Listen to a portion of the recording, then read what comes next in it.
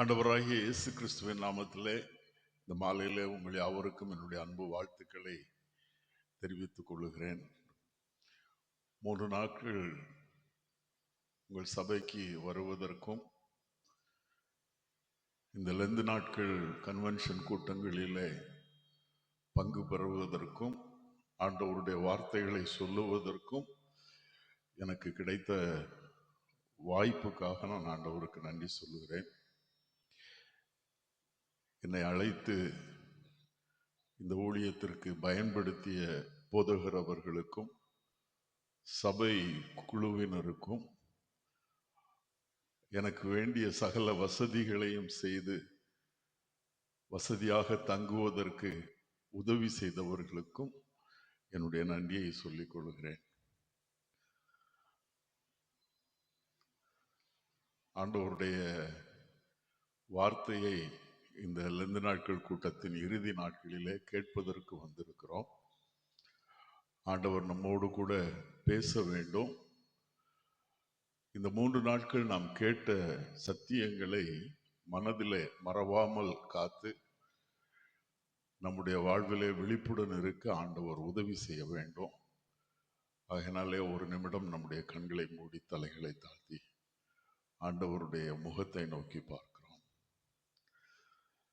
நீங்கள் நல்லா ஆண்டவரே, இந்த மாலை பொழுதற்காக உமக்கு ஸ்தோத்திரம். இந்த நாட்களிலே உம்முடைய சமூகத்திற்கு கூடி வருவதற்கும் உம்முடைய வார்த்தைகளை தியானிப்பதற்கும் நீர் எங்களுக்கு கொடுத்த பாக்கியத்திற்காக உமக்கு ஸ்தோத்திரம் செலுத்துகிறோம். 2 நாட்களாக உம்முடைய எச்சரிப்பின் சத்தத்தை கேட்டோம். இன்றைக்கும் நீர் எங்களோடு பேச வேண்டும் என்று சொல்லி ஆவலாக காத்திருக்கிறோம். உம்முடைய வார்த்தைகள் எங்களுடைய மனதுக்கும் எங்களுடைய வாழ்க்கைக்கும் பயனுள்ளதாக அமைய வேண்டும் என்று சொல்லி ஜெபிக்கிறோம். எல்லா பிரச்சனைகளையும் மறந்து, கவலைகளை மறந்து, சொந்த தேவைகளை மறந்து இந்த நேரத்தை உம்முடைய வார்த்தைகளை கேட்பதற்கென்று ஆண்டவரே நியமித்திருக்கிறபடியினாலே அதை செய்வதற்கு எங்களுக்கு உதவி செய்யும். எங்களுடைய மனதையும் செவிகளையும் உம்முடைய வார்த்தைகளுக்கு நேராக திருப்புவதற்கு நீர் கிருபை பாராட்டும். உம்முடைய கரத்தில் இந்த நேரத்தை ஒப்புக் கொடுக்கிறோம். இயேசு கிறிஸ்துவின் நாமத்திலே மிகுந்த தாழ்மையோடு ஜெபிக்கிறோம் பிதாவே, ஆமென். பொதுவாக கல்லூரியிலே படித்த பிறகு கல்லூரியினுடைய முதல்வர் பிரின்சிபல் ஒரு கான்டாக்ட் சர்டிஃபிகேட் கொடுப்பார். அந்த கான்டாக்ட் சர்டிஃபிகேட் இல்லைன்னா மேற்படிப்புக்கும் போக முடியாது, வேலைக்கும் போக முடியாது. நான் படித்து முடித்த நாட்களில் அந்த கான்டாக்ட் சர்டிஃபிகேட்டுக்கு அவ்வளவு முக்கியத்துவம் இருந்தது. இப்பொழுது அப்படி ஒன்று இருக்கிறதா இல்லையான்லாம் எனக்கு தெரியாது. அந்த கான்டாக்ட் சர்டிஃபிகேட் எப்படி கொடுப்பாங்க? ரொம்ப சிறந்த மாணவர்களுக்கு எக்ஸலண்ட் என்று கொடுப்பார்கள். ரொம்ப சிறந்த மாணவர்களுக்கு. கொஞ்சம் சிறந்த மாணவனுக்கு வெரி குட் என்று கொடுப்பார்கள். அதுலயும் கொஞ்சம் குறைந்த மாணவனுக்கு குட் என்று கொடுப்பார்கள். சாதாரணமான ஒரு மாணவனுக்கு சாட்டிஸ்பாக்டரி என்று கொடுப்பார்கள். ஒன்றுக்கும் உதவாத ஒரு மாணவனுக்கு புவர் என்று கொடுப்பார்கள். இதுதான் பிரின்சிபல் கொடுக்கிற சர்டிபிகேட். உங்களுக்கு தெரிஞ்சிருக்கும். நான் கல்லூரியில படிக்கின்ற நாட்கள்ல ஒரு சிறந்த மாணவன் கிடையாது. அப்பொழுதே குடிப்பழக்கத்திற்கு, புகை பிடிக்கும் பழக்கத்திற்கு அடிமைப்பட்டிருந்தேன். ஒழுங்காக கல்லூரிக்கு செல்ல மாட்டேன். கிளாஸ் கட்டடிச்சிட்டு சினிமா அப்படியெல்லாம் சுற்றுவேன். கிளாஸ்ல கொஞ்சம் பிரச்சனை பண்ணுவேன். எனக்கு பிடிக்காத லெக்சரர்ஸ் வரும்போது அவர்களை நிம்மதியா வகுப்பெடுக்க விட மாட்டேன். என்னுடைய நண்பன் ஒருவனுக்கு சைக்கிள் ஓட்ட தெரியாது. அதனால அவனை வீட்டில இருந்து டபுள்ஸ்ல கல்லூரிக்கு கூட்டிட்டு வருவேன். நாகர்கோயிலில் ஸ்காட் கிறிஸ்டியன் காலேஜில் தான் படித்தேன். அந்த காலேஜ் பிரின்சிபலுக்கு நான் டபுள்ஸில் வர்றது பிடிக்காது. அதனால நான் எந்த ரூட்ல போனாலும் அந்த ரூட்ல அவர் கார்ல வந்து நிறுத்தி எங்க 2 பேரையும் கீழே இறக்கி விட்டுட்டு என்ன மட்டும் அவருடைய ஆபீஸ்ல வந்து நிக்க சொல்லுவாரு. என் கூட வர்ற நண்பன் ரொம்ப நல்ல பையன், நல்லா படிப்பான். அதனால அவனை ஒண்ணுமே சொல்ல மாட்டார். என்னையே அலுவலகத்துல வந்து நிக்க சொல்வார். வாரத்திற்கு 3 நாட்களாவது அவருடைய அலுவலகத்திற்கு முன்பாக அதை காவல் காக்கும் வேலை எனக்கு உண்டு. கல்லூரி படிப்பை முடித்தேன். ஆண்டவருடைய கிருபையா அல்லது தேவ சித்தமா என்னன்னு எனக்கு புரியல. 3rd கிளாஸ்ல மினிமம் மார்க் எடுத்து பாஸ் பண்ணேன். அவர்கிட்ட கான்டாக்ட் சர்டிபிகேட் வாங்குறதுக்காக போனேன். அவரு உனக்கு கான்டாக்ட் சர்டிபிகேட் வேணுமா அப்படின்னு கேட்டாரு. ஆமான்னு சொன்னேன். அப்போ அந்த கான்டாக்ட் சர்டிபிகேட் உள்ள பேர் அதெல்லாம் ஆபீஸ்ல ஃபில்அப் பண்ணி கொடுப்பாங்க. அந்த எக்ஸலன்ட், வெரி குட், குட் அது மட்டும் அவர் பச்சை இங்கில எழுதி கையெழுத்து போடணும். எனக்கு என்ன கான்டாக்ட் சர்டிபிகேட் கொடுத்தாருன்னா வெரி சாட்டிஸ்ஃபேக்டரின்னு ஒரு கான்டாக்ட் சர்டிபிகேட் கொடுத்தாரு. Very satisfactory. எனக்கு அதை பார்த்த உடனே ரொம்ப வருத்தமா இருந்துச்சு. சார், எனக்கு இந்த சர்டிபிகேட் வேண்டாம், எனக்கு சும்மா சாட்டிஸ்ஃபேக்டரின்னு நீங்க கொடுத்தா போதும் அப்படின்னு. அவர் சொன்னாரு, இல்ல நான் எழுதுனது தான், உனக்கு வெரி சாட்டிஸ்ஃபேக்டரி தான் அப்படின்னாரு. இப்போ நான் சொன்னேன், நீங்க இதை மாத்தலைன்னா இந்த சர்டிபிகேட்டே எனக்கு வேண்டாம் அப்படின்னு சொல்லி அவர் முன்னாலேயே அந்த சர்டிபிகேட்டை கிழிச்சு போட்டுட்டு நான் போயிட்டேன். ஸ்காட் கிறிஸ்டியன் காலேஜுடைய ஹெட் கிளர்க் ஆல்பர்ட்னு ஒரு அங்கிள் இருந்தாங்க. அவங்க எங்க அப்பாவுடைய ரொம்ப நெருங்கின நண்பர். அவர்கிட்ட மட்டும் போய் இப்படி ஒரு சர்டிஃபிகேட் கொடுத்தாரு, நான் கிழிச்சு போட்டு போறேன் அப்படின்னு சொல்லிட்டு போயிட்டேன். ஒரு 2 வாரம் கழிச்சு அவர் எங்க வீட்டுக்கு வந்து என்கிட்ட, பிரின்சிபல் லீவ்ல போயிருக்காரு, வைஸ் பிரின்சிபல் தான் இப்போ இன்சார்ஜ், அவர்கிட்ட வந்து நீ கான்டாக்ட் சர்டிஃபிகேட் வாங்கிக்க அப்படின்னாரு. நான் அவர்கிட்ட போய் அவர் எனக்கு குட் அப்படின்னு ஒரு சர்டிஃபிகேட் கொடுத்தாரு. இப்போ என்னுடைய கான்டாக்ட் சர்டிஃபிகேட்ல பிரின்சிபல் இன்சார்ஜ் தான் கையெழுத்து போட்டிருப்பார்.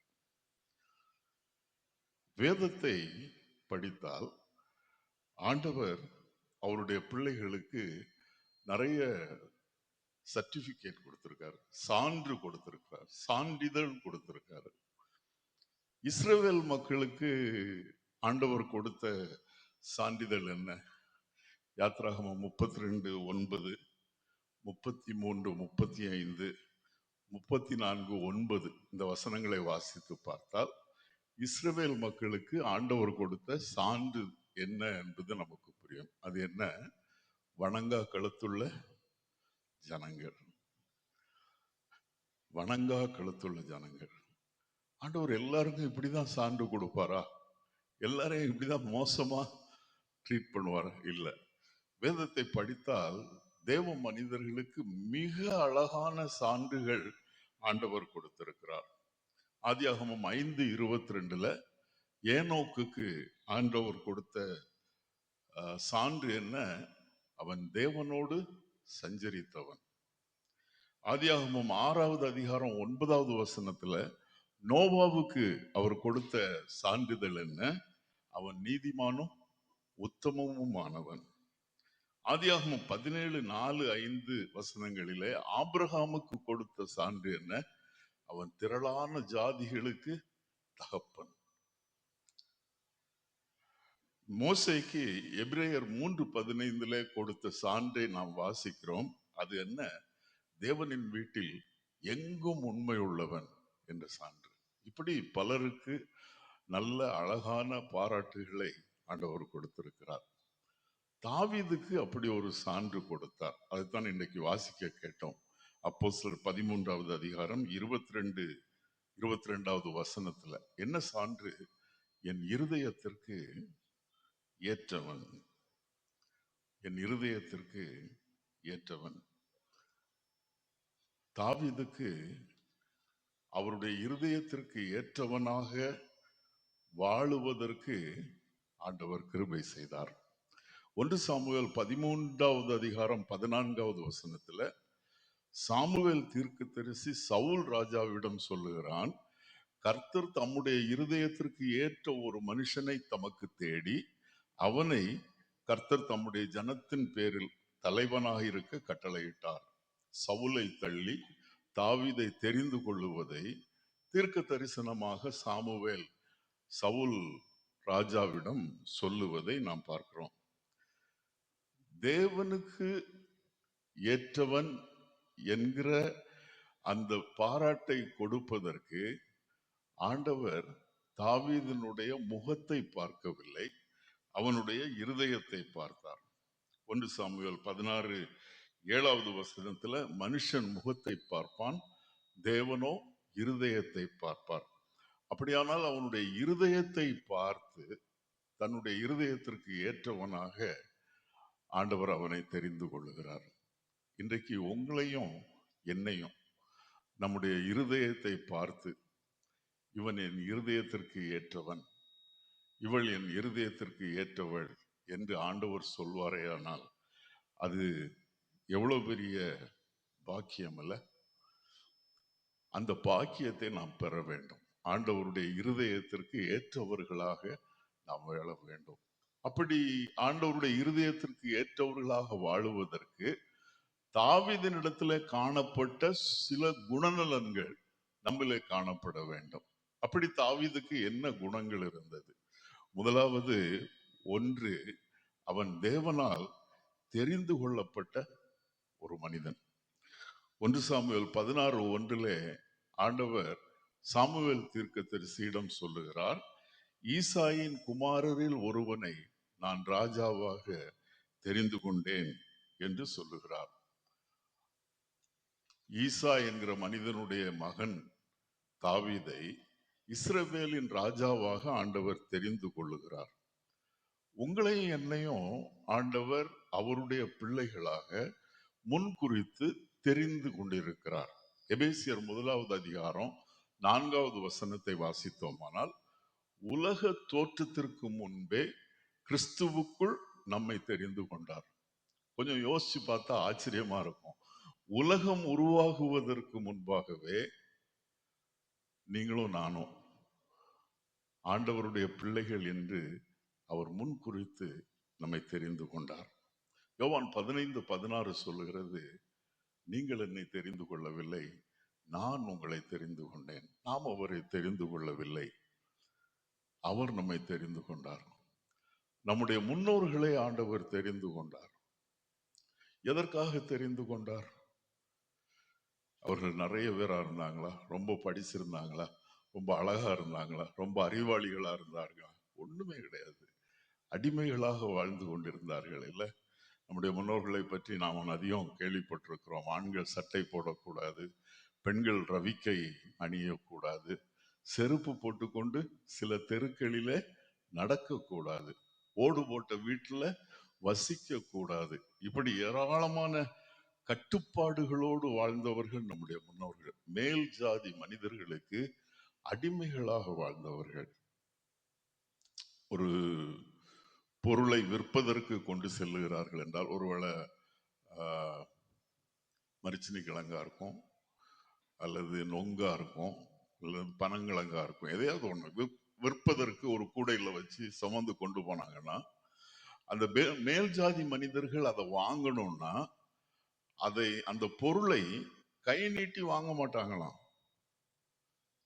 அதை அவங்க திண்ணையில வைக்க சொல்லுவாங்களாம். அதற்கு காசு கொடுக்கணுமே, அந்த காசையும் கையில கொடுக்க மாட்டாங்களாம், அதையும் திண்ணையில தான் வைக்க சொல்லுவாங்களாம். நம்முடைய முன்னோர் அந்த திண்ணையிலிருந்து அதை எடுத்துட்டு போனோம் காசை. அவங்க எடுத்துட்டு போன பிறகு இந்த மேல் ஜாதியினர் என்ன செய்வாங்கன்னா, அந்த திண்ணையில நம்முடைய முன்னோருடைய கைப்பட்ட இடத்துல தண்ணி தெளிச்சு தீட்டு கழிப்பார்களாம். அப்படின்னா எவ்வளவு கேவலமாக நடத்தப்பட்டவர்கள். அப்படிப்பட்ட ஒரு மக்கள் கூட்டத்தை ஆண்டவர் தெரிந்து கொண்டார், முன் குறித்தார். அவர் அப்படி தெரிந்து கொண்டதுனாலே மிஷினரிகளை அனுப்பினார்.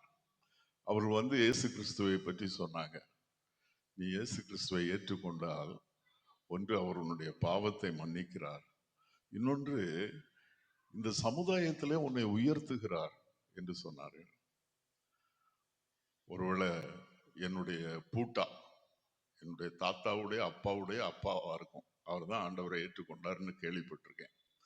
அவர் என்ன யோசிச்சிருப்பாரு, நான் இயேசுவை ஏற்றுக்கொண்டால் நான் என்னுடைய பாவங்களை மன்னிப்பதோடு மட்டுமல்ல, என்னுடைய வாழ்விற்கு ஒரு உயர்வு தருகிறார், என்னை தேவனுடைய பிள்ளையாக மாற்றுகிறார், நான் கடவுளுடைய பிள்ளையாக மாறி விடுகிறேன்.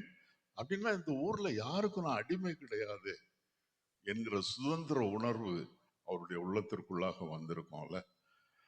அப்படி வந்ததினாலே பிறந்ததுதான் ஒரு புது சமுதாயம். இன்றைக்கு நம்முடைய சமுதாயத்தில் உள்ளவர்கள் இல்லாத இடமே கிடையாது, இல்லாத நாடுகளே கிடையாது. அத்தனை உயர்வுகள் பெறுவதற்கு ஒரே காரணம், ஆண்டவர் நம்முடைய முன்னோர்களை முன்குறித்து தெரிந்து கொண்டார்.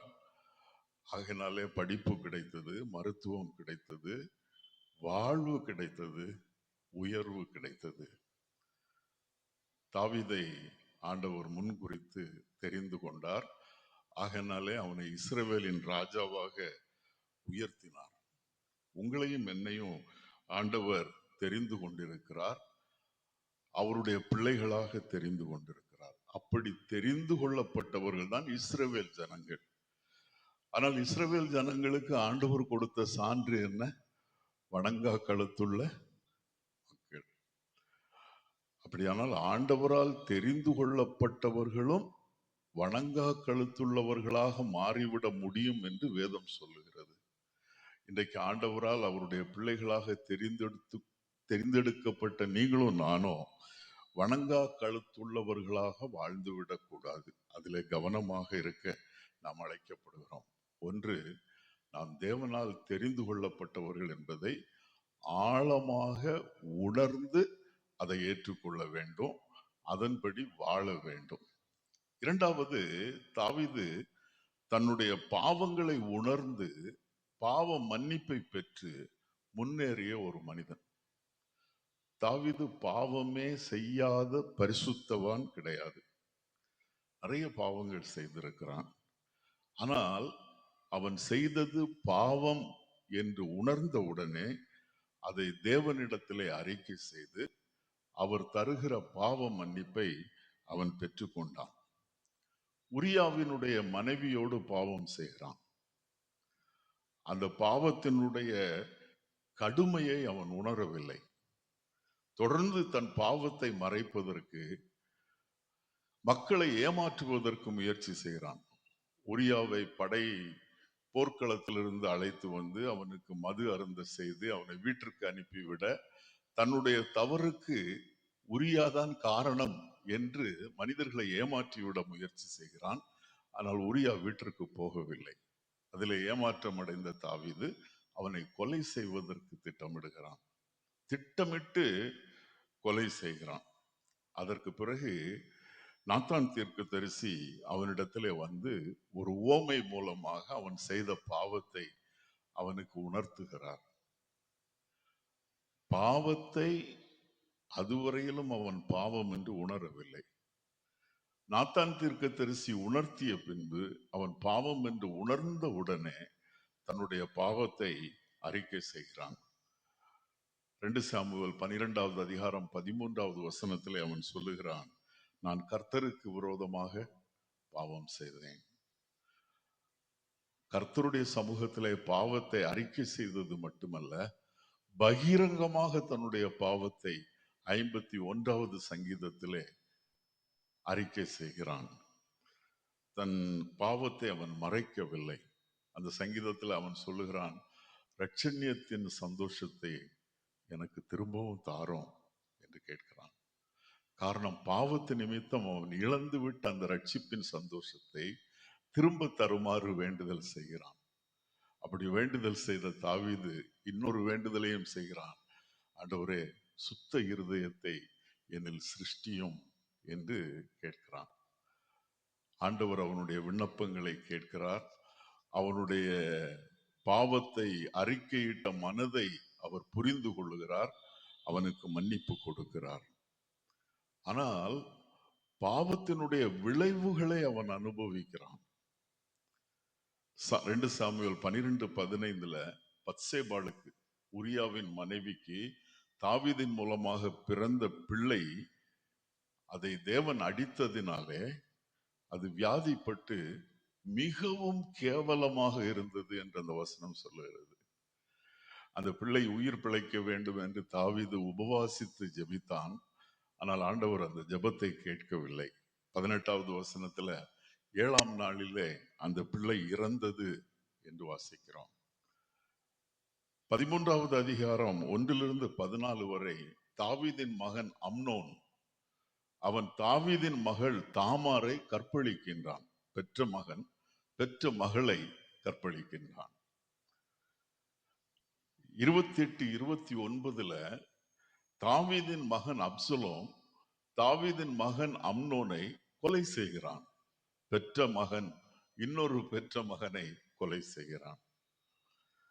15வது அதிகாரத்துல தாவீது தான் பெற்ற மகன் அப்சலோமுக்கு பயந்து ஓடுகிறான். இதெல்லாம் அவன் செய்த பாவத்தின் விளைவு.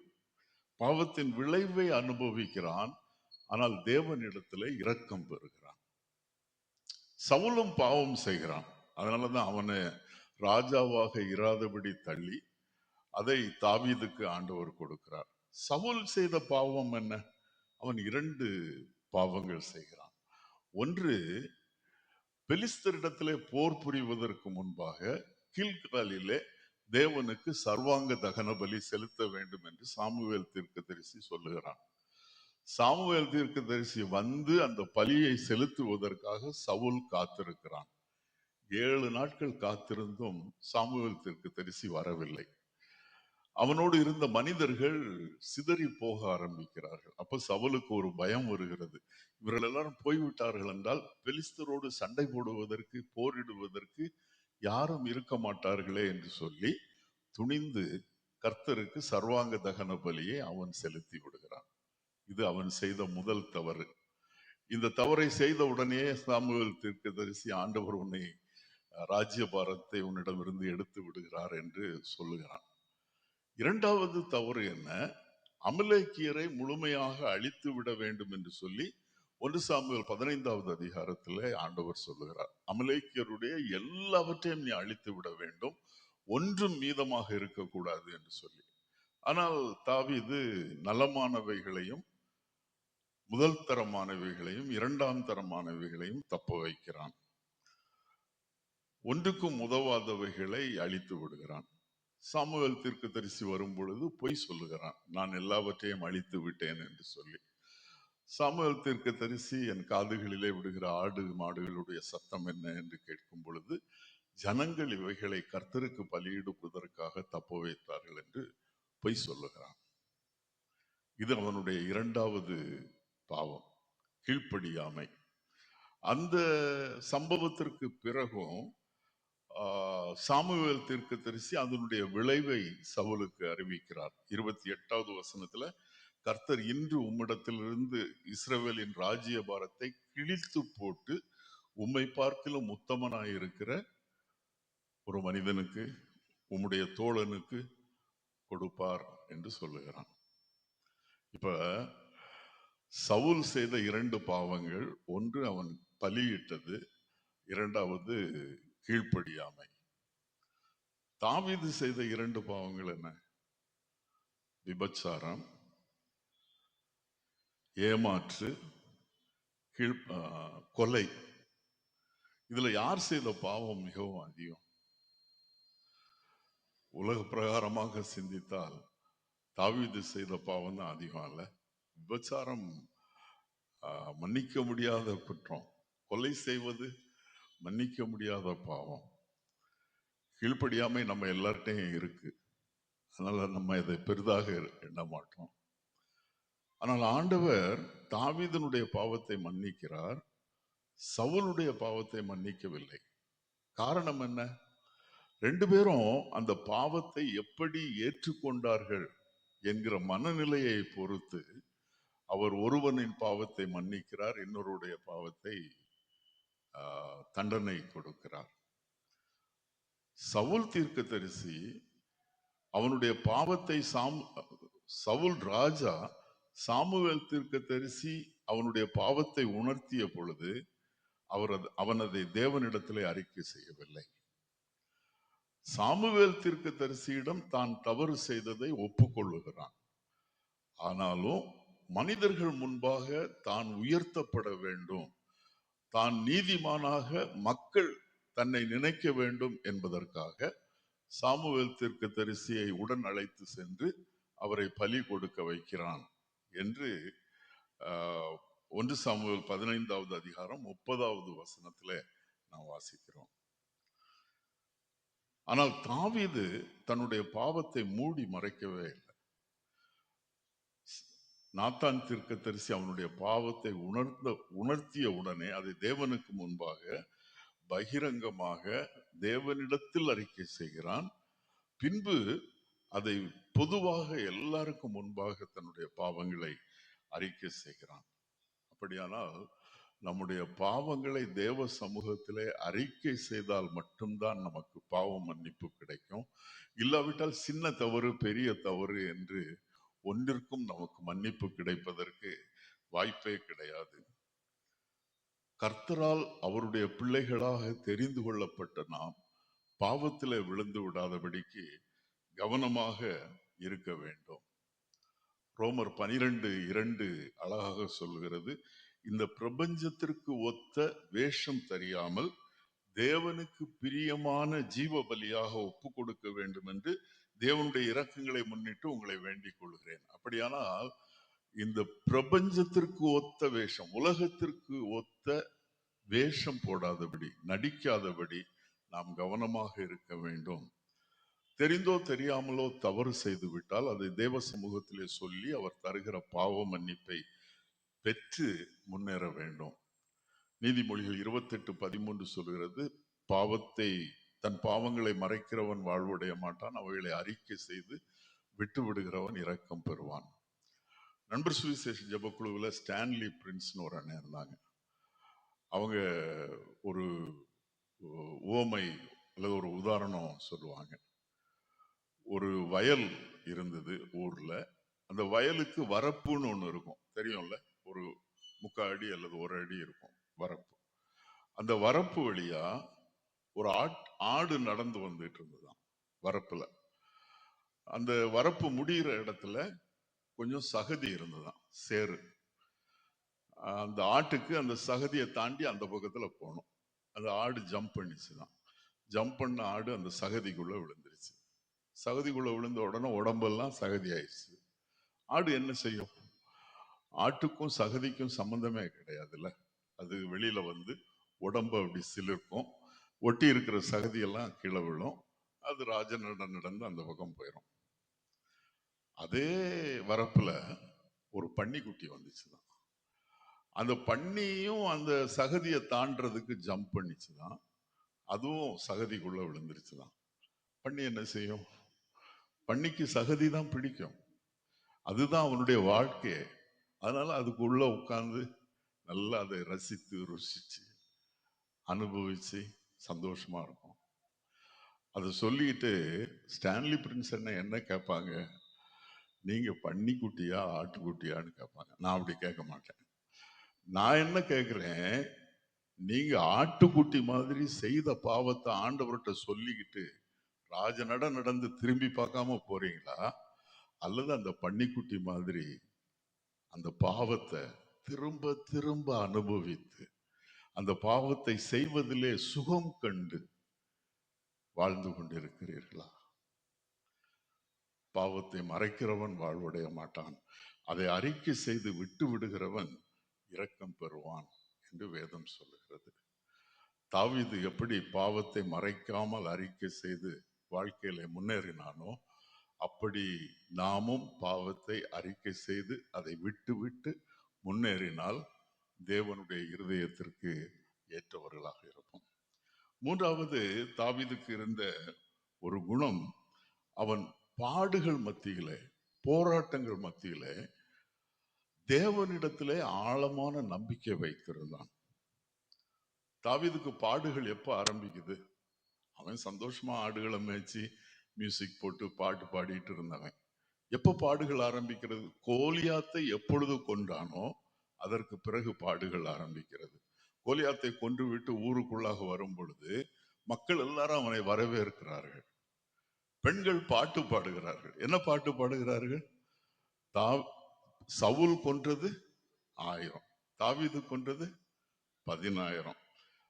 1 சாமுவேல் 18:8 சவுலுக்கு தாவீதை மக்கள் அப்படி பாராட்டினது விசனமாக இருந்தது என்று வாசிக்கிறோம்.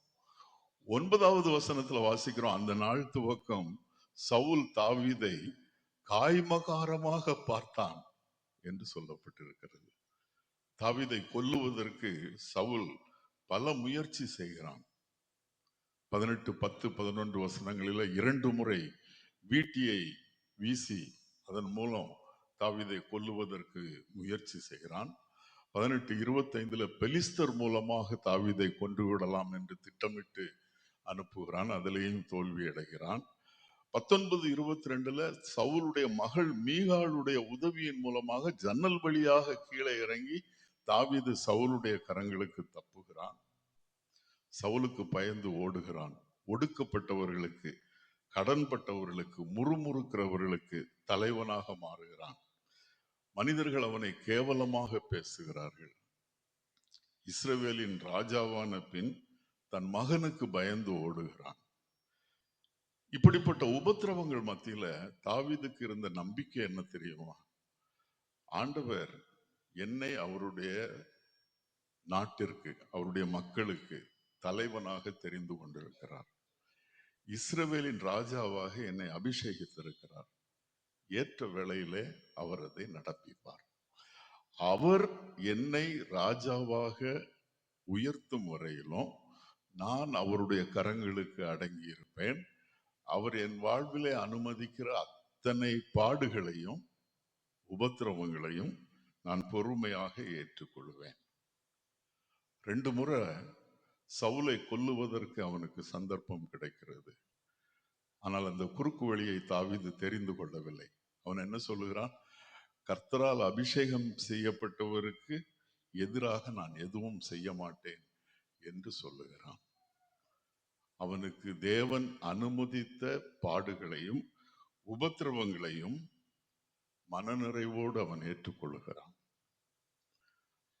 இன்றைக்கு இயேசு கிறிஸ்துவை ஏற்றுக்கொண்டால் பாடுகளே இல்லை, உபத்திரவங்களே இல்லை, எல்லா ஆசீர்வாதம் என்று சொல்லுகிற ஊழியக்காரர்கள் பெருகிவிட்டார்கள். எல்லா பிரசங்கத்திலையும் ஆசீர்வாதத்தை பத்தி தான் பேசுறாங்க.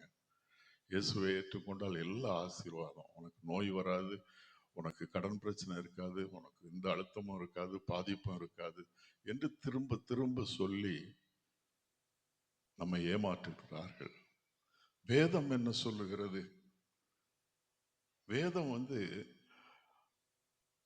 செழுமை இறையியலை பேசவில்லை. தியரி ஆஃப் ப்ராஸ்பரிட்டி என்று சொல்லுகிறார்கள். இயேசுவை ஏற்றுக்கொண்டால், அவரை பின்பற்றினால் எல்லாம் ஆசீர்வாதம் என்று வேதம் சொல்லவில்லை. வேதம் என்ன சொல்லுகிறது? யோவான் 16:33 உலகத்தில் உங்களுக்கு உபத்திரவம் உண்டு, ஆனாலும் திடன் கொள்ளுங்கள், நான் உலகத்தை ஜெயித்தேன். உலகத்துல நமக்கு உபத்திரவம் உண்டு, ஆனா பயப்பட வேண்டிய அவசியம் இல்லை. ஏன்னா உலகத்தை ஜெயித்த ஆண்டவர் என் கூட இருக்கார், நம்ம கூட இருக்கார். அதனால தைரியமா இருக்கலாம். 2 தீமோத்தேயு 3:12 சொல்லுகிறது, அன்றியும் கிறிஸ்து இயேசுவுக்குள் தேவ பக்தியாய் நடக்க மனதாயிருக்கிற யாவரும் துன்பப்படுவார்கள். கிறிஸ்து இயேசுவுக்குள்ள பக்தியா இருக்கணும்னு மனசுல நினைச்சிட்டாலே துன்பம் என்பது வந்துவிடும். அந்த துன்பத்தின் மத்தியில் தான் அவரை சார்ந்து அவரை சேவிக்க முடியும் என்று பவுல் தீமோத்தேயுவுக்கு எழுதுகிறார். எபிரேயர் 12வது அதிகாரம் 5-8 வசனங்கள் வரையிலும் எபிரேய நிருபத்தை எழுதின ஆக்கியோன் எழுதுகிறார். சிக்ஷையை குறித்து பேசுகிறார். என்ன சொல்லுகிறார்? தகப்பன் சிக்ஷியாத மகன் உண்டா? தகப்பன் தண்டிக்காத மகன் இருக்கானா? தப்பு செய்யும் போது தண்டிக்கிறான் தகப்பன். அப்படின்னா ஆண்டவர் நம்முடைய தகப்பன் என்றால் அவர் நம்மை சிக்ஷிக்கிற ஆண்டவர். அதை முதலில் எழுதுகிறார். எழுதிவிட்டு அந்த வசனத்தின் கடைசியில சொல்லுகிறார், எல்லாருக்கும் கிடைக்கும் சிக்ஷை உங்களுக்கு கிடையாதிருந்தால் நீங்கள் புத்திரராயிராமல், ரொம்ப கடுமையான ஒரு வார்த்தையை உபயோகப்படுத்துகிறார், நீங்கள் வேசி பிள்ளைகளாய் இருப்பீர்கள். ஆண்டவர் நம்முடைய வாழ்விலே அனுமதிக்கிற சிக்ஷையை, உபத்திரவத்தை, பாடுகளை நாம் ஏற்றுக்கொள்ளாமல் இருந்தோமானால் நாம் அவருடைய பிள்ளைகள் இல்லை என்று வேதம் சொல்லுகிறது. பாடுகளை ஆண்டவர் அனுமதிக்கிறார். எதற்காக அனுமதிக்கிறார்? என்னை உருவாக்குவதற்கு அனுமதிக்கிறார், என்னை புடமிடுவதற்கு அனுமதிக்கிறார், நான் மாறுவதற்கு அனுமதிக்கிறார். நான் கொடூரமான ஒரு மனிதனாக இருக்கும்போது என்னுடைய மகள் இறந்து பிறந்து அப்படி ஒரு சோதனைக்குள்ளாக நான் கடந்து சென்றேன். அதை ஆண்டவர் அனுமதித்தார். அன்றைக்கு என்னுடைய மனதிலே ஆண்டவர் எனக்கு துரோகம் செய்து விட்டார், என்னை வஞ்சித்து விட்டார், என்னை ஏமாற்றி விட்டார் என்றெல்லாம் நினைத்தேன். ஆனால் இன்றைக்கு என்ன நினைக்கிறது, அந்த உபத்திரவம் வந்தது நல்லது, அப்படி வந்ததுனால நான் மனிதனாக மாறினேன். இன்றைக்கு உங்க முன்னால நின்றுட்டு இருக்கேன். இல்லைன்னா அந்த உபத்திரவம் வரலைன்னா நான் மாறி இருக்கவே மாட்டேன். அப்படின்னா என்னை மாற்றுவதற்கு ஆண்டவர் உபத்திரவத்தை அனுமதிக்கிறார். அவர் அனுமதிக்கிற அத்தனை பாடுகளையும் உபத்திரவங்களையும் மனநிறைவோடு ஏற்றுக்கொள்வதற்கு நாம் அழைக்கப்படுகிறோம். ஒரு ஊர்ல ஒரு அப்பாவும் மகளும் இருந்தாங்க. மகளுக்கு திருமணம் பண்ணி வச்சாரு அப்பா. அவ கனவு கூட போயிட்டு ஒரு 2 மாசம் கழிச்சு திரும்ப வந்துட்டா அப்பாட்ட. எப்பா பெரிய பிரச்சனைப்பா, அவரு கூட வாழவே முடியாதுப்பா, அவர் மனிதரே கிடையாதுப்பா, ரொம்ப கொடுமைப்படுத்துறாரு, அப்படி இப்படின்னு நிறைய கம்ப்ளைண்ட்ஸ். அப்பாவுக்கு என்ன செய்யன்னு தெரியல. அவளுக்கு ஒரு சின்ன எக்ஸசைஸ் மூலம் வாழ்க்கை என்றால் என்ன என்பதை கற்றுக் கொடுத்தார். அது என்ன எக்ஸசைஸ் சொன்னாராம், 3 பாத்திரம் எடு அப்படின்னு சொன்னாராம். 3 பாத்திரம் எடுத்தாலாம். 3 பாத்திரத்துலயும் தண்ணி ஊத்து அப்படின்னு சொன்னாராம். தண்ணி ஊத்துனாலாம். ஒரு பாத்திரத்துல கேரட்னா தெரியும்ல, அதை போட சொன்னாராம். போட்டாலாம். 2வது பாத்திரத்துல ஒரு முட்டை, அதை போட சொன்னாராம். போட்டாலாம். 3வது பாத்திரத்துல கொஞ்சம் காப்பி கொட்டை இருக்குல்ல, அது போட சொன்னாராம். 3லையும் போட்டா. அப்போ 3 பாத்திரத்தையும் கொதிக்க வைக்க சொன்னாராம். அவ்வளவு 3 பாத்திரத்தையும் கொதிக்க வச்சிருக்கா. இப்ப ஒவ்வொரு பாத்திரமா அவரு மகள்கிட்ட சொல்றாரு, அந்த கேரட்டை எடுத்து பாரு. கேரட் எப்படி இருக்கும்? ஹார்டா இருக்கும்ல. பச்சை கேரட் ஹார்டா தானே இருக்கும், கடினமா தானே இருக்கும். சாலிட்னு சொல்லுவாங்க பிசிக்ஸ்ல. அது தண்ணியில கொதிக்க வச்ச உடனே எப்படி மாறும்? சாஃப்டா மாறிடும், மிருதுவாக மாறிவிடும். அப்ப அவர் சொல்றாரு, வாழ்க்கையில பாடுகள் வரும்போது, உபத்திரவங்கள் வரும்போது, இந்த கேரட் தான் ஒரு மனிதன். கேரட்டு, முட்டை, காப்பி கொட்டை எல்லாருமே வித்தியாசமான மனிதர்கள்னு வச்சுக்கலாம். உபத்திரவம் அந்த தண்ணி, வெந்நி, கொதிக்க வைத்த தண்ணீர்.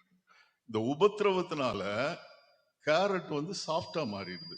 கடினமாக இருந்த கேரட் சாலிடா மாறி, லிக்விடா மிருதுவாக மாறி விடுகிறது. சில மனிதர்கள் உபத்திரவம் வரும் பொழுது பலவீனமாக மாறி விடுகிறார்கள். என்ன பலவீனம்?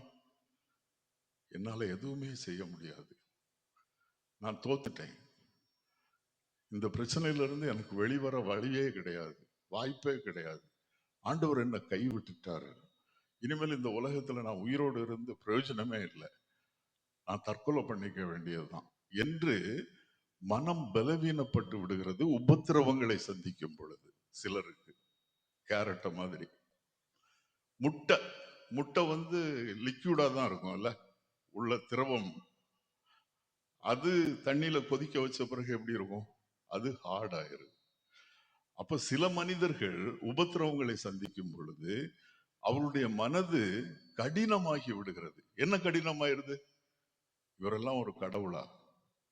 என் வாழ்க்கையில இப்படி ஒரு பிரச்சனையை தந்துட்டாரு, அவர் உயிரோடையே இல்லை, செத்து போனவர், எனக்கு பிரச்சனையை தந்துட்டாரு, எனக்கு பிரச்சனை தந்த அந்த மனுஷன் எல்லாம் ஒரு மனுஷனா?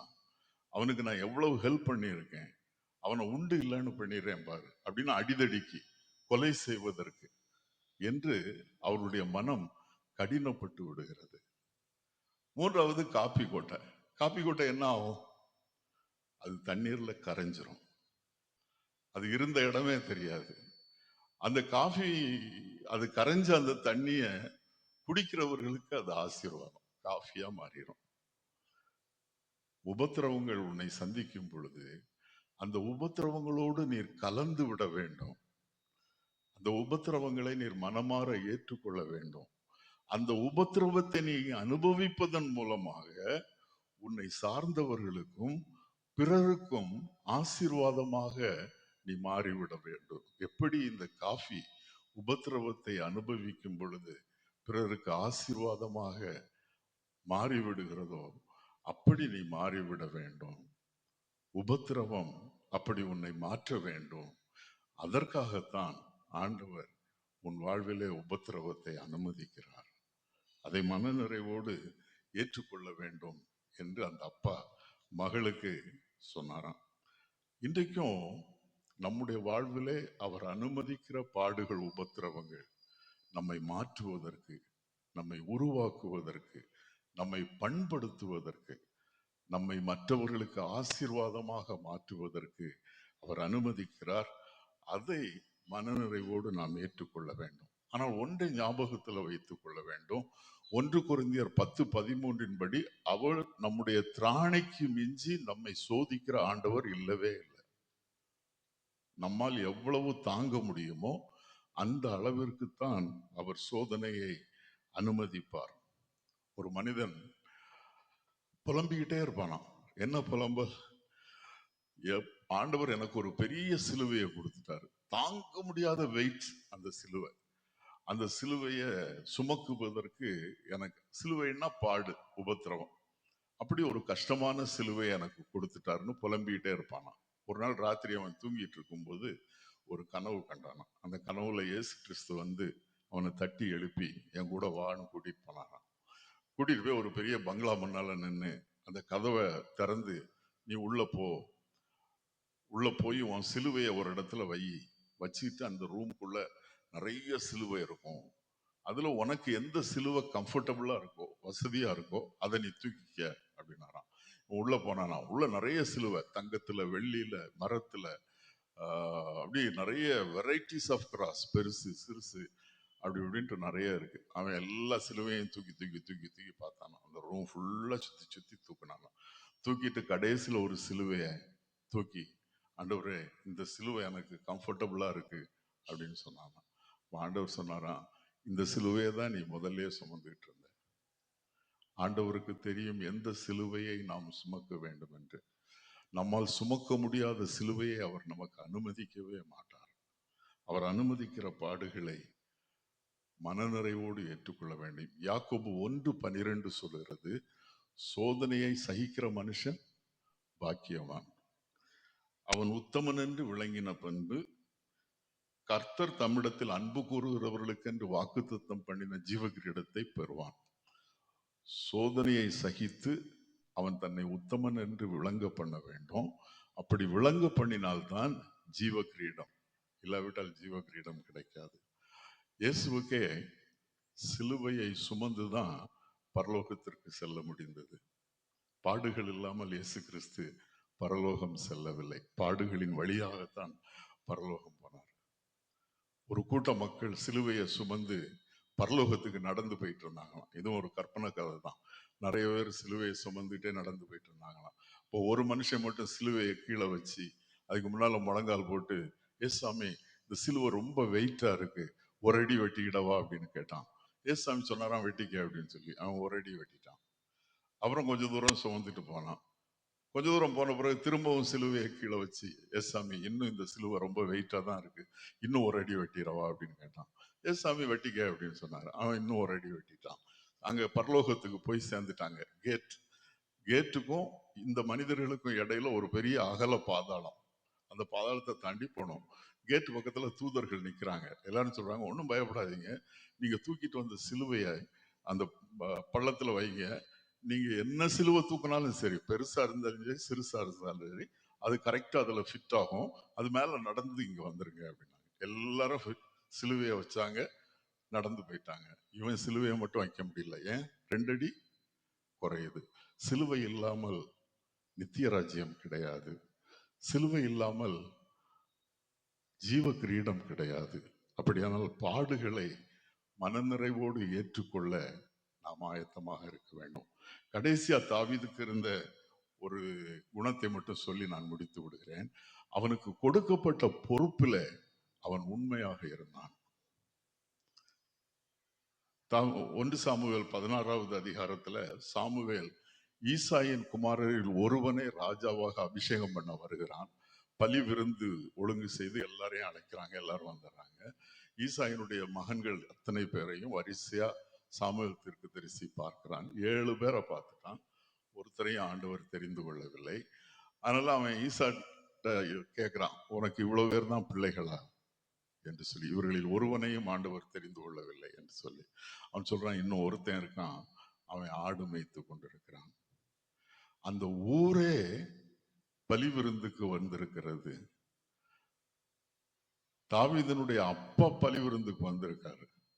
தாவீதனுடைய அத்தனை அண்ணன்மார்களும் அவங்க வேலையை விட்டுட்டு பலி விருந்துக்கு வந்திருக்காங்க. ஆனா தாவீது மட்டும் அவனுக்கு கொடுத்த பொறுப்பில் உண்மையாக ஆடுகளை மேய்த்து கொண்டிருந்தான். அதான் அவனுக்கு கொடுக்கப்பட்ட பொறுப்பு, ஆடு மேய்க்கும் வேலை. அதை உண்மையாக அவன் செய்தான். விருந்துக்கு வருவதை பார்க்கிலும் தன்னுடைய கடமையை செய்வதிலே அவன் அதிக அக்கறை கொண்டிருந்தான்.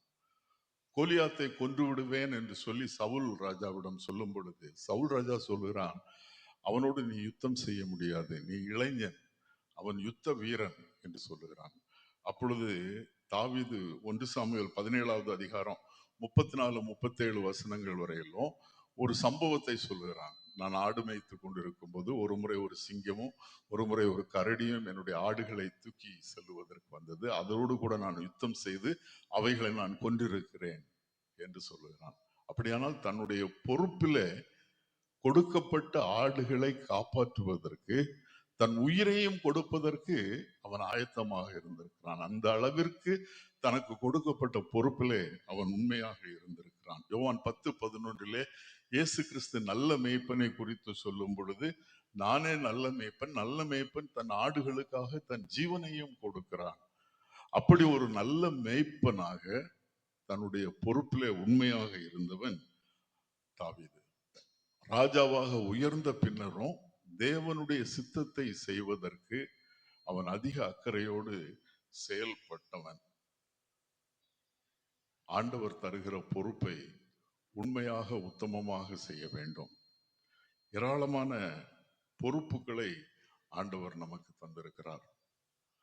குடும்பத்திலே கணவனாக பொறுப்பு, மனைவியை நேசிக்க வேண்டும்.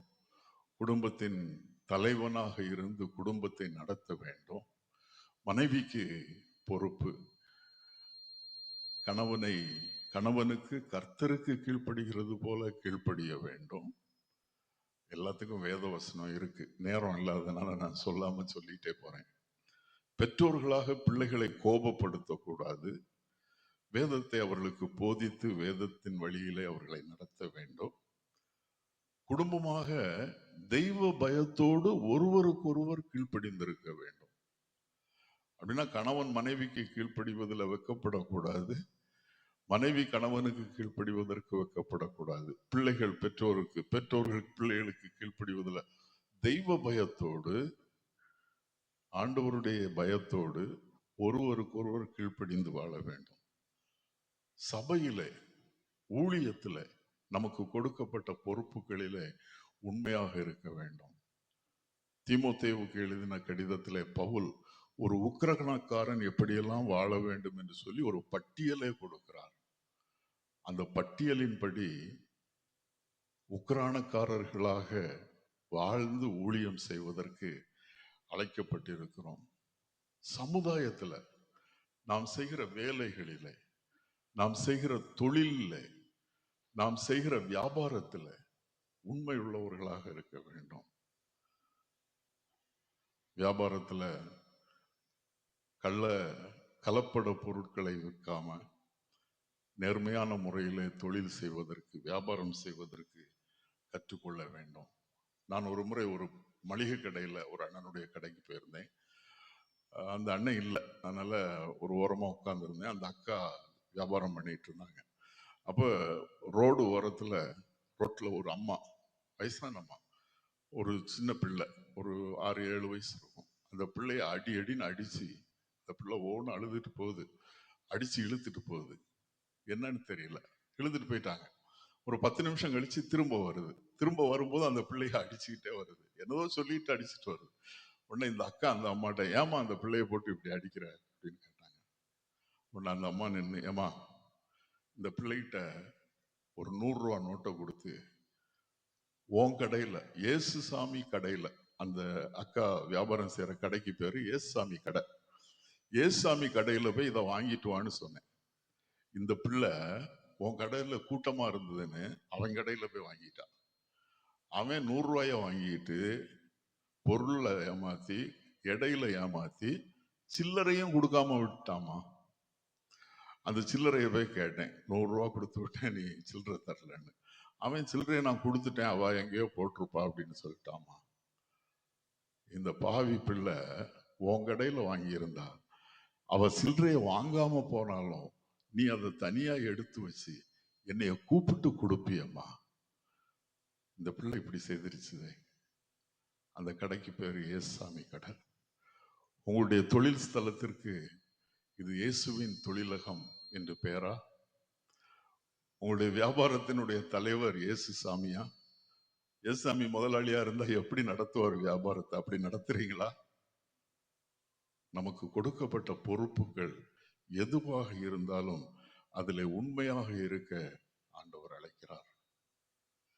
தாவீதினுடைய 4 குணநலன்களை நாம் இன்றைக்கு சிந்தித்தோம். ஒன்று, அவன் தேவனால் தெரிந்து கொள்ளப்பட்டவன். நீங்களும் நானும் தேவனால் தெரிந்து கொள்ளப்பட்டவர்கள். அப்படி வாழ நம்மை அழைக்கிறார். 2வது, தாவீது பாவத்தை பாவமாக உணர்ந்தவன். அதை அறிக்கை செய்து அதிலிருந்து வெளிவந்ததினாலே தேவனிடமிருந்து மன்னிப்பு பெற்று வாழ்க்கையில உயர்ந்தவன். நீங்களும் நானும் அப்படி பாவத்தை அறிக்கை செய்து ஆடு போல பாவத்தை திரும்பி பார்க்காமல் நடக்க அழைக்கப்பட்டிருக்கிறோம். 3வது, பாடுகளை, உபத்திரவங்களை ஆண்டவர் அனுமதிக்கிறார் என்கிற உணர்வோடு அதை ஏற்றுக்கொள்ள வேண்டும். நம்முடைய வாழ்வின் மையம் இயேசு கிறிஸ்துவாக இருக்க வேண்டும், ஆசீர்வாதமாக இருந்து விடக்கூடாது. யோபுவினுடைய வாழ்வின் மையம் ஆண்டவர். அதனாலதான் அவன் அனுமதித்த அத்தனை பாடுகளையும் சந்தோஷமாக அனுபவித்தான். ஆண்டவருக்கு விரோதமாக ஒரு வார்த்தை கூட சொல்லவில்லை. ஆனால் அவனுடைய மனைவியினுடைய வாழ்வின் மையம் ஆசீர்வாதம். அதனால அவங்க நல்லா இருக்கும்போது சந்தோஷமா இருந்தா. இப்ப பாடுகள் வந்து வியாதி வந்த உடனே யோபு பார்த்து என்ன சொல்றாரு? இன்னும் உம்முடைய உத்தமத்துல உண்மையா இருப்பீரா? தேவனை தூஷித்து ஜீவனை விடும் என்று சொல்லுகிறார். யோபு என்ன சொல்லுகிறான்? பைத்தியக்காரி மாதிரி பேசுறிய, ஆண்டவரிடத்திலிருந்து நன்மையை அனுபவித்த நாம் தீமையை அனுபவிக்க வேண்டாமா? அப்படின்னா நம்முடைய வாழ்க்கையின் மையம் இயேசுவாக அமைய வேண்டும். அப்படி அமைந்தால் அவர் அனுமதிக்கிற பாடுகளையும் உபத்திரவங்களையும் மனநிறைவோடு ஏற்று அதை அனுபவிக்கலாம். 3வது, அவர் கொடுத்திருக்கிற பொறுப்பு, அது எதுவாக இருந்தாலும் சரி, குடும்பமாக இருந்தாலும் சரி, ஊழியமாக இருந்தாலும் சரி, சபையாக இருந்தாலும் சரி, அல்லது சமுதாய பொறுப்புகளாக இருந்தாலும் சரி, அதை உண்மையும் உத்தமமாக செய்ய வேண்டும். அப்படி செய்பவர்களை ஆண்டவர் தன்னுடைய இருதயத்திற்கு ஏற்றவர்களாக ஏற்றுக்கொள்ளுகிறார். ஜெபம் செய்வோமா? ஆண்டவரே, இந்த நல்ல நாளுக்காக நாங்கள் உண்மை ஸ்தோத்திரிக்கிறோம். இந்த கன்வென்ஷனுடைய இறுதி நாள் அன்று எங்களை நீர் அழைத்து வந்ததற்காக உமக்கு ஸ்தோத்திரம் செலுத்துகிறோம். ஆண்டவரே, உம்முடைய மகிமை பெரிது, உம்முடைய மகத்துவம் பெரிது. நீர் நேற்றும் இன்றும் என்றும் மாறாத ஆண்டவர் சுவாமி. இஸ்ரவேல் மக்களை எகிப்தின் அடிமைத்தனத்திலிருந்து அழைத்து வந்த பொழுது தடையாயிருந்த செங்கடலை 2ஆக பிளந்து உலர்ந்த தரையின் மேலே அவர்களை நடக்க செய்த தெய்வம் நீர் சுவாமி. 40 ஆண்டுகள் வனாந்திரத்திலே அவர்கள் நடந்த போதும் அவர்களுடைய வஸ்திரங்கள் பழையதாகவில்லை, அவருடைய காலணிகள் பழையதாகவில்லை. அப்படி அவர்களை பாதுகாத்து பராமரித்து நடத்தின ஆண்டவர் நீர். அதற்காக உமக்கு ஸ்தோத்திரம் செலுத்துகிறோம்.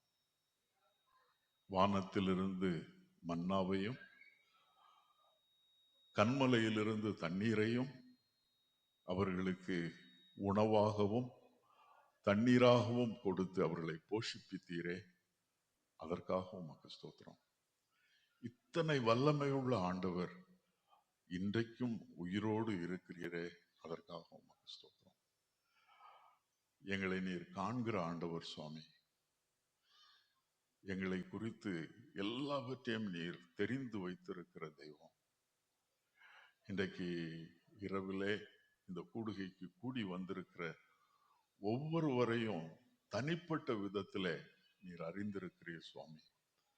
ஒவ்வொருவரையும் தனிப்பட்ட விதத்திலே பெயர் சொல்லி உம்முடைய பிள்ளைகளாக நீர் தெரிந்தெடுத்திருக்கிறீர். அதற்காக உமக்கு ஸ்தோத்திரம் செலுத்துகிறோம். அப்படியானால் கர்த்தர் நல்லவர் என்பதை ருசித்து பார்க்கும் பாக்கியத்தை இங்கு வந்திருக்கிற அத்தனை பேருக்கும் நீர் தந்து விட்டீர் என்பதை நாங்கள் நம்புகிறோம். கர்த்தர் நல்லவர் என்பதை ருசித்து பாருங்கள், அவர் மேல் நம்பிக்கையா இருக்கிற மனுஷன் பாக்கியவான் என்று சங்கீதக்காரன் சொல்லுவது போல இங்கு வந்திருக்கிற அத்தனை பேரும் பாக்கியம் பெற்றவர்களாக வாழுவதற்கு நீர் கிருபை பாராட்டி இருக்கிறீரே. நீர் நல்லவர் என்பதை ருசித்து பார்க்க ஏராளமான வாய்ப்புகளை உம்முடைய பிள்ளைகளுடைய வாழ்விலே நீர் தந்திருக்கிறீரே, அதற்காக உமக்கு ஸ்தோத்திரம் செலுத்துகிறோம். இந்த சபையில் உள்ள அத்தனை குடும்பத்தினரையும் உம்முடைய கரத்திலே உம்முடைய பாதுகாப்புக்கும் பராமரிப்புக்கும் ஒப்பு கொடுக்கிறோம். பெரியவர்களுக்காக ஜெபிக்கிறோம், அவர்களை நீர் ஆசீர்வதிக்க வேண்டும் என்று ஜெபிக்கிறோம். முதிர் வயதிலே அவர்களுடைய பலவீனங்களிலே உம்முடைய பலன் தர வேண்டும் என்று சொல்லி ஜெபிக்கிறோம். தாங்குவேன், ஏந்துவேன், சுமப்பேன், தப்புவிப்பேன் என்று சொன்ன உம்முடைய வார்த்தைகளின்படி அவர்கள் எல்லாரையும் உம்முடைய கரங்களிலே தாங்கி ஏந்தி சுமந்து தப்புவிக்க வேண்டும் என்று சொல்லி நாங்கள் ஜெபிக்கிறோம். ஆண்டவரே, இந்த சபையில் இருக்கிற அத்தனை குடும்பங்களுக்காக உமக்கு ஸ்தோத்திரம். இந்த கூடுகைக்கு வந்திருக்கிற எல்லா குடும்பத்தினருக்காக உமக்கு ஸ்தோத்திரம். கணவன் மனைவி மத்தியிலே உம்முடைய தெய்வீக சமாதானத்தை அருள வேண்டும் என்று சொல்லி ஜெபிக்கிறோம். நானும் என் வீட்டாருமோ வென்றால் கர்த்தரையே சேவிப்போம் என்று சொன்ன யோசுவாவை போல உம்மை சேவிக்கும் குடும்பங்களாக இவர்கள் வாழ வேண்டும் சுவாமி. நீர் அருளுகிற ஆசீர்வாதங்களையும் நீர் அருளுகிற நன்மைகளையும் தங்களுடைய இல்லற வாழ்விலே அனுபவிக்க நீர் கிருபை தர வேண்டும் என்று சொல்லி ஜெபிக்கிறோம். உலக பிரகாரமான ஆசீர்வாதங்களுக்காக காத்திருக்கிற குடும்பங்களுக்காக உமக்கு ஸ்தோத்திரம். ஒருவேளை பிள்ளை பாக்கியம் இல்லாமல் இருக்கிறவர்களுக்காக நாங்கள் ஜெபிக்கிறோம். அவர்கள் எல்லாருக்கும் நீர் உதவி செய்ய வேண்டும் என்று ஜெபிக்கிறோம். அவருடைய வேண்டுதல்களை, அவருடைய தேவைகளை, அவருடைய கண்ணீரை நீர் காண்கிற ஆண்டவர் சுவாமி. ஆகையினாலே மனமிறங்கி அப்படிப்பட்ட குடும்பங்களுக்கு நீர் உதவி செய்ய வேண்டும் என்று சொல்லி நாங்கள் ஜெபிக்கிறோம். ஆண்டவரே, வாலிப பிள்ளைகளுக்காக நாங்கள் ஜெபிக்கிறோம் சுவாமி. வேலை வாய்ப்புக்காக காத்திருக்கிற வாலிபர்கள் இருப்பார்கள், கல்லூரியிலே படித்து கொண்டிருக்கிற வாலிபர்கள் இருப்பார்கள். அவர்கள் எல்லாருக்கும் நீர் உதவி செய்ய வேண்டும் என்று ஜெபிக்கிறோம். ஏற்ற வேளையிலே வேலை வாய்ப்பு கிடைப்பதற்கு நீர் உதவ வேண்டும் என்று ஜெபிக்கிறோம். திருமணத்திற்காக காத்திருக்கின்ற பிள்ளைகள் இருப்பார்கள் சுவாமி. அவர்கள் எல்லாருக்கும் ஏற்ற துணையை நீர் கண்டுபிடித்து கொடுக்க வேண்டும் என்று ஜெபிக்கிறோம். அவருடைய குடும்ப வாழ்வை அமைத்து கொடுப்பதற்கென்று பெற்றோர்கள் எடுக்கிற முயற்சிகளை, பிரயாசங்களை நீர் கனப்படுத்த வேண்டும் என்று சொல்லி ஜெபிக்கிறோம். அதனதன் காலத்திலே சகலத்தையும் நேர்த்தியாக செய்கிறவர் என்கிற உம்முடைய குணாதிசயத்தை இந்த குடும்பங்களின் வாழ்விலே நீர் உண்மையாக்க வேண்டும் என்று சொல்லி நாங்கள் ஜெபிக்கிறோம். இந்த குடும்பங்களில் இருக்கிற சிறு பிள்ளைகளுக்காக ஜெபிக்கிறோம். படிக்கிற பிள்ளைகள், வளர்கிற பிள்ளைகளுக்கு நீர் உதவி செய்ய வேண்டும் என்று ஜெபிக்கிறோம். நல்ல புத்தி கூர்மை தாரோம், ஞானம் தாரோம். இப்பொழுது நடந்து கொண்டிருக்கிற தேர்வுகளிலே அல்லது நடந்து முடிந்த தேர்வுகளிலே நல்ல மதிப்பெண்களோடு வெற்றி பெற்று சிறப்பாக ஆண்டவரே அவருடைய படிப்பு அமைவதற்கு நீர் உதவி செய்ய வேண்டும் என்று ஜெபிக்கிறோம். சிறு பிள்ளைகள் சிறு வயதிலிருந்தே உம்மை அறிகிற அறிவிலே வளர வேண்டும் என்று சொல்லி ஜெபிக்கிறோம். சிறு பிள்ளைகளை தாக்குகிற நோய் நொடிகளுக்கு அவர்களை விலக்கி விடுவித்து பாதுகாக்க வேண்டும் என்று சொல்லி ஜெபிக்கிறோம். அவருடைய வளர்ச்சியிலே உம்முடைய அக்கறை இருக்க வேண்டும் என்று ஜெபிக்கிறோம். இப்படி குடும்பமாக உம்முடைய பிள்ளைகளை நீர் ஆசீர்வதிக்க வேண்டும் என்று சொல்லி ஜெபிக்கிறோம். சிங்கக்குட்டிகள் தாழ்ச்சி அடைந்து பட்டினியா இருக்கும், கர்த்தரை தேடுகிறவர்களுக்கோ ஒரு நன்மையும் குறைவுபடாது என்று வேதம் சொல்லுகிறது சுவாமி. ஆண்டவரே, இந்த கூடி வந்திருக்கிற மக்கள் ஒருவருக்கும் எந்த நன்மையும் குறைவுபட்டு விடக்கூடாது சுவாமி. ஒரு நன்மையும் குறைவுபடாமல் இவர்களை நீர் ஆசீர்வதிக்க வேண்டும் என்று சொல்லி ஜெபிக்கிறோம். கர்த்தருடைய கிருபையோ அவருக்கு பயந்தவர்கள் மேலும், அவருடைய நீதி அவர்கள் பிள்ளைகளுடைய பிள்ளைகள் மேலும் அனாதியாய் நிலைத்திருக்கும் என்று வேதத்திலே வாசிக்கிறோமே. அப்படி உம்முடைய கிருபையும் உம்முடைய நீதியும் உம்முடைய அன்பும் உம்முடைய இரக்கமும் உம்முடைய உருக்கமும் குடும்பத்தின் பிள்ளைகள் எல்லார் பேரிலேயும் தலைமுறை தலைமுறையாக சந்ததி சந்ததியாக நிலைத்திருக்க வேண்டும் என்று சொல்லி ஜெபிக்கிறோம். இப்படி கூடி வந்த அத்தனை பேரையும் நீ நிறைவாக ஆசீர்வதிக்க வேண்டும் என்று ஜெபிக்கிறோம். 3 நாட்களாக நாங்கள் சிந்தித்தவைகளை மறந்து விடாதபடி மனதிலே வைத்து அதை வாழ்விலே பயன்படுத்துவதற்கு நீர் உதவி செய்ய வேண்டும் என்று ஜெபிக்கிறோம். குறிப்பாக இந்த நாளிலே நீர் எங்களோடு கூட பேசினீரே, அதற்காக உமக்கு ஸ்தோத்திரம். வந்த அத்தனை பேரும் உம்முடைய இருதயத்திற்கு ஏற்றவர்களாக இருக்க வேண்டும் சுவாமி. தாவீதுக்கு இருக்கிற அந்த குணநலன்களை தங்களுடைய குணநலன்களாக மாற்றி வாழ்ந்து உம்மை மகிமைப்படுத்த உம்முடைய பிள்ளைகளாக உம்முடைய இருதயத்திற்கு ஏற்றவர்களாக வாழ உதவி செய்யும். நீர் தெரிந்து கொண்டவர்கள் என்பதை உறுதியாக நம்புவதற்கும், ஆண்டவரே நீர் உபத்திரவங்களிலே உதவி செய்கிற ஆண்டவர் என்பதை விசுவாசித்து அதை உபத்திரவங்களை ஏற்றுக்கொள்ளுவதற்கும், பாவங்களை பாவங்கள் என்று உணர்ந்து நீர் தருகிற பாவ மன்னிப்பை பெற்று அதை திரும்பி பார்க்காமல் விட்டுவிடுவதற்கும், நீர் கொடுத்திருக்கிற பலவிதமான பொறுப்புகளிலே உண்மையாக இருந்து உம்முடைய இருதயத்திற்கு ஏற்றவர்களாக வாழ்வதற்கும் நீர் உதவி செய்ய வேண்டும் என்று ஜெபிக்கிறோம். நிச்சயமாகவே நீர் அப்படி செய்வீர் என்பதை நாங்கள் நம்புகிறோம். காரணம், நீர் ஜெபத்தை கேட்கிற ஆண்டவர், ஜெபங்களுக்கு பதில் தருகிற தெய்வம். இன்றைக்கு எங்களுடைய ஜெப விண்ணப்பங்களை கேட்டு இங்கு வந்திருக்கிற அத்தனை பேரையும் நிறைவாக ஆசீர்வதித்து நீர் அனுப்ப வேண்டும் என்று ஜெபிக்கிறோம். இயேசு கிறிஸ்துவினுடைய பரிசுத்தமான நாமத்திலே தாழ்மையுடன் ஜெபிக்கிறோம் பிதாவே, ஆமென். ஆசீர்வாதம் நமது ஆண்டவராகிய இயேசு கிறிஸ்துவின் கிருபையும் பிதாவாகிய ஆண்டவருடைய அன்பும் பரிசுத்த ஆவியானவரின் ஐக்கியமும் நம் அனைவரோடும் இன்றும் சதா காலங்களில் நிலைத்திருப்பதாக. ஆமென். என் ஆத்துமாவே கர்த்தரை ஸ்தோத்திரி, என் உள்ளமே அவருடைய பரிசுத்த நாமத்தை ஸ்தோத்திரி. என் ஆத்துமாவே கர்த்தரை ஸ்தோத்திரி, அவர் செய்த சகல பாரங்களையும்